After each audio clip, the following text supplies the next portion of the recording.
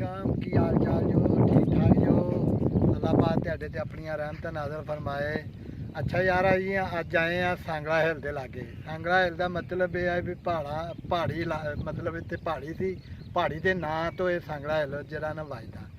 ये एक पहाड़ी नहीं जो है तुहाडी तलाल यार इतने 3-4 पहाड़ियाँ सन, जिस चो एक तो सांगले मेन सांगले शहर के विच वा ते उहदे गिरदनवाह दे विच 2 तो 3 पहाड़ियाँ सी, जिन्हां चों ना 2 ते खुदाई करके उन्होंने खत्म कर दित्तियां ते एक सांगले वाली पहाड़ी मौजूद है जिस चो 4 फेरा उन्हें खत्म करके ते एक सिर्फ एक सिरा ही जान रह गया।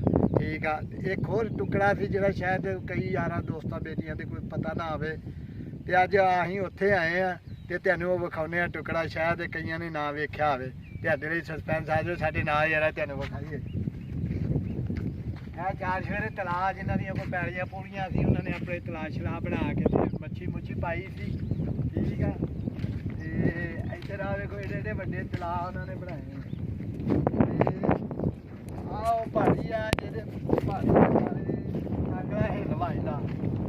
ठीक आ, सांगला हिल वजदा वा पहाड़ी आ वा कई मेरे बेले यार बेलियां किते वेखी कि नहीं वेखी, चेक करो आ पहाड़ी है पूरी। ठीक है, पहाड़ी का यानी कि बच्चा वा हजे जा रहा, आप थोड़ा जहा चढ़ने तुहानूं विखाउने आ। बिस्मिल्लाह दी बरकत।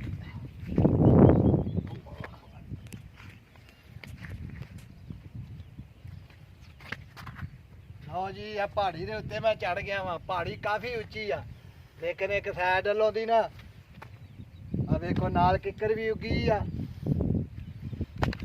यह पहाड़ी आ। ठीक है, पहाड़ी के उत्ते मैं चढ़ गया, वेखो आसानी नाल ही चेक करो जरा पहाड़ी मेरे दोस्तों। शायद तुहानूं किसी ने अज तक नहीं दस्सिया ना विखाई होनी है। आ वेखो पहाड़ी के उत्ते चढ़ गया, पहाड़ी बिल्कुल प्योर वा, पत्थर की पहाड़ी आ, पत्थर दी। ठीक है, ते आ 4 फेरा आ तलाऽ किसी ने बनाए हैं। ठीक है, आ वेखो 4 फेरा ओ पिंड वा बुरजा ते आ पहाड़ी आ। ठीक है, ते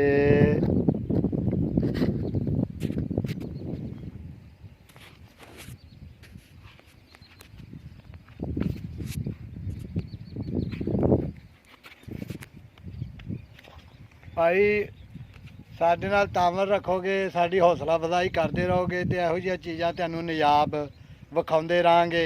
ये असी कोई इलाके चों बाहर कोई सस्पेंस वाली नहीं, साडे अपने वीर नूं याद रखो ते सानूं दिओ इजाजत। अल्लाह हाफिज़। लाए दे ते हुण